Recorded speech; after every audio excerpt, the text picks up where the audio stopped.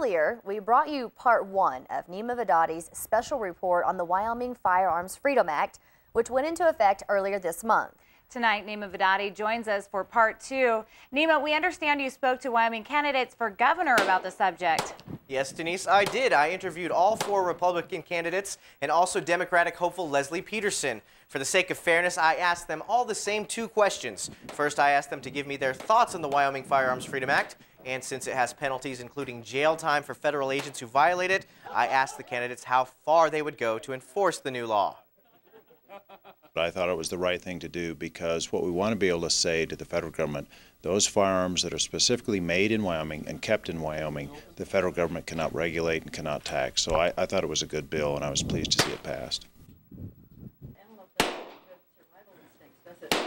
I'm very careful on federal or state laws and how it's going to be enforced, but the law is there for a reason, and depending upon the right circumstance, I think it should be fully enforced.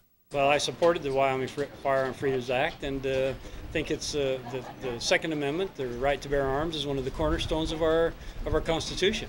Our founding fathers understood how important it was for the citizens to be armed. It's also an expression of the 10th Amendment, the states' rights and state sovereignty. Well, as the executive officer of the state, I would be charged to enforce it to its fullest extent, including to the Supreme Court. And so we would defend it, and we would support it, and we would give it every ounce of energy that we can. It was meant to be a symbolic gesture of concern about federal involvement with guns, and it's part of the 10th Amendment movement that we're seeing in the country. Unfortunately, it had a whole bunch of unintended consequences, which were well defined in the letter that Governor Freudenthal sent to the legislature when he signed the bill. Well, it would criminalize any federal official who tried to enforce the law, and there are such inconsistencies between the state law and the federal law now that that could happen. I think it would be moved into federal court, and it would be very unwise. It supports the right to manufacture a firearm in Wyoming without federal regulation applying or being subject to the Interstate Commerce Clause. We support those principles very strongly in the legislature, and I support them personally. They should be enforced just like any other criminal law we have on the books.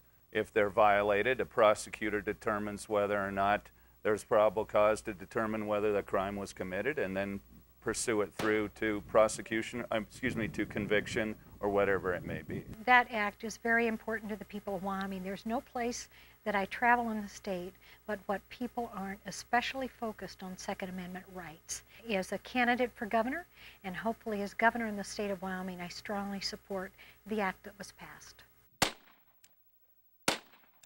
This is an opportunity I think, as I look at it from the perspective of governor, of leading the state.